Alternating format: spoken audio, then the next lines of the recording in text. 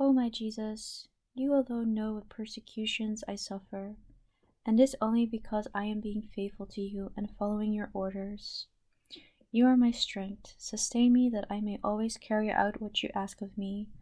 Of myself I can do nothing, but when you sustain me, all difficulties are nothing for me.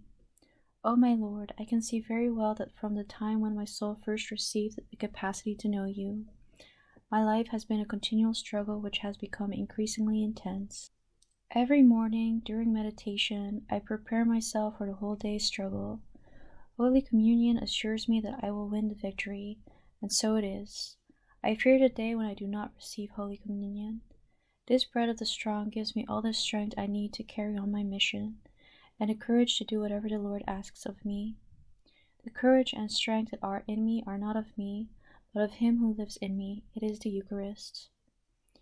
O my Jesus, the misunderstandings are so great. Sometimes, were it not for the Eucharist, I would not have the courage to go any further along the way you have marked out for me. Humiliation is my daily food. I understand that the bride must herself share in everything that is the groom's, and so his cloak of mockery must cover me too. At those times when I suffer much, I try to remain silent, as I do not trust my tongue, which, at such moments, is inclined to talk for itself, while its duty is to help me praise God for all the blessings and gifts which He has given me. When I receive Jesus in Holy Communion, I ask Him to fervently to deign to heal my tongue, that I would offend neither God nor neighbor by it. I want my tongue to praise God without cease. Great are the faults committed by the tongue. The soul will not attain sanctity if it does not keep watch over its tongue. A short version of the Catechism of the Vows. Question: what is a vow? Answer: a vow is a voluntary promise made to God to carry out a more perfect act. Question: is a vow binding in a matter which is the object of a commandment? Answer: yes. The carrying out of an act which is the object of a commandment has a double value and merit. A neglect of such an act is a double transgression and evil, because by breaking such a vow we add to the sin against the commandment, the sin of sacrilege. Question: why do religious vows have such value? Answer: because they are the foundation of the religious life approved by the Church, in which the members bound together in a religious community undertake to strive always for perfection by means of the three religious vows of poverty, chastity, and obedience, observed according to the rulers. Question: what is the meaning of the words strive for perfection? Answer: to strive for perfection means that the religious life does not in itself demand that perfection be already attained, but obliges, under the pain of sin, that we work daily to attain it. Therefore, a religious who does not want to become perfect neglects his principal duty of state. Question: what are solemn religious vows? Answer: solemn religious vows are so absolute that in extraordinary cases only the Holy Father can dispense from them. Question: what are simple religious vows? Answer: these are vows which are less absolute. The Holy See dispenses from perpetual and annual vows. Question: what is the difference between a vow and a virtue? Answer: a vow pertains only to that which is commanded under pain of sin. The virtue goes beyond this and helps in the carrying out of the vow. On the other hand, by breaking the vow, we fail in the virtue and do it damage. Question: to what do the religious vows oblige us? Answer: the religious vows oblige us to strive to acquire the virtues and to submit ourselves completely to our superiors and the rules which are in force. Thus, the religious gives his own person to the community, renouncing every right over himself and his actions, which he sacrifices to the service of God. The vow of poverty. The vow of poverty is the voluntary renunciation of the right over property or the use of such property with the purpose of pleasing God. Question: what objects does the vow of poverty concern? Answer: all those goods and those objects which appertain to the community. We have no longer any right over anything that has been given to us, once it has been accepted, whether an article or money.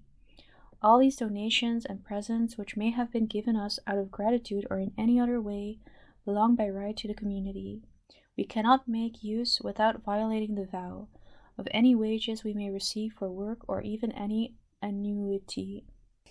Question. When do we break or violate the vow in a matter which entails the 7 commandments? Answer. We break or violate it when, without permission, we take for ourselves anything that belongs to the house, when, without permission, we retain something in order to appropriate it. Without authorization, we sell or exchange something that belongs to the community. When we make use of an object for some other purpose than that intended by the superior, when we give to or accept from another anything whatsoever without permission, when by negligence we destroy or damage something, when in going from one house to another we take something with us without permission. In a situation where the vow is broken, the religious is bound to restitution to the community. The virtue of poverty. This is an evangelical virtue, which impels the heart to detach itself from temporal things. The religious, in virtue of his profession, is strictly obliged to it. Question. When do we sin against the virtue of poverty? Answer. When we desire something contrary to this virtue, when we become attached to something, and when we make use of superfluous things. Question.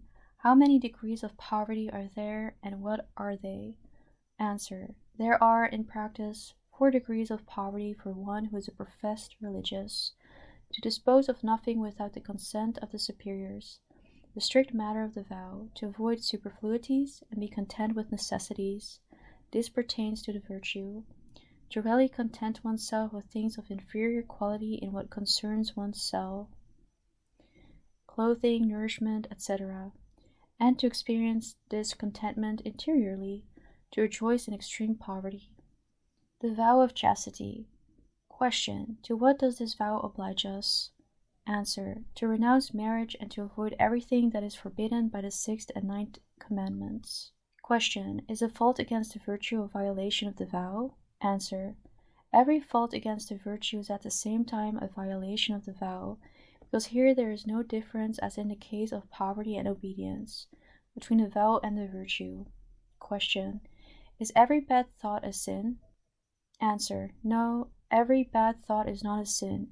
It becomes so only when the acquiescence of the will and consent are joined to the consideration of the mind.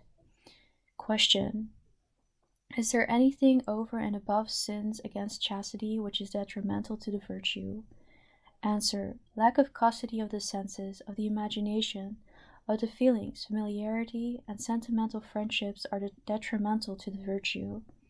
Question. What are the means by which this virtue may be preserved? Answer. To conquer interior temptations with the thought of the presence of God, and moreover to fight without fear, and for exterior temptations, to avoid occasions. There are in all 7 principal means: to guard the senses, to avoid occasions, to avoid idleness, to remove temptations promptly, to remove oneself from all, and especially particular friendships, the spirit of mortification, and to reveal all these temptations to one's confessor. Besides this, there are also 5 means of preserving this virtue: humility, the spirit of prayer, modesty of the eyes, fidelity to the rule, a sincere devotion to the Blessed Virgin Mary. The vow of obedience. The vow of obedience is superior to the first 2. It is, to tell the truth, a holocaust, and it is more necessary because it forms and animates the monastic body. Question. To what does the vow of obedience oblige us? Answer. By the vow of obedience, the religious promises to God to be obedient to his legitimate superiors in everything that they will ordain in virtue of the rule. The vow of obedience makes the religious dependent on his superior in virtue. The vow of obedience makes the religious dependent on his superior in virtue of these rules for his whole life and in all his affairs. A religious commits a grave sin against the vow every time he disobeys an order given in virtue of obedience and of these rules. The virtue of obedience goes further than the vow. It embraces the rules, the regulations, and even the counsels of the superiors. Question. Is the virtue of obedience indispensable for a religious? Answer. The virtue of obedience is so indispensable to a religious that, even if he were to perform good actions contrary to obedience, These would be evil and without merit. Question: can we sin gravely against the virtue of obedience? Answer: we sin gravely when we scorn the authority of the order of the superior, or when spiritual or temporal harm to the community results from our disobedience. Question: what faults endanger the vow? Answer: to be prejudiced against the superior, or to harbor an antipathy for him, murmuring and criticism, tardiness and negligence. The degrees of obedience. Prompt and complete fulfillment, the obedience of the will. When the will persuades the intellect to submit to the advice of the superior. To facilitate obedience, St. Ignatius suggests, moreover, 3 means: always to see God in our superior, whoever he might be, to justify in itself the order or advice of the superior, to accept each order as an order from God, without examining it or reflecting on it. General means: humility. Nothing is difficult for the humble. O my Lord, inflame my heart with love for you, that my spirit may not grow weary amidst the storms, the sufferings, and the trials. You see how weak I am. Love can do all.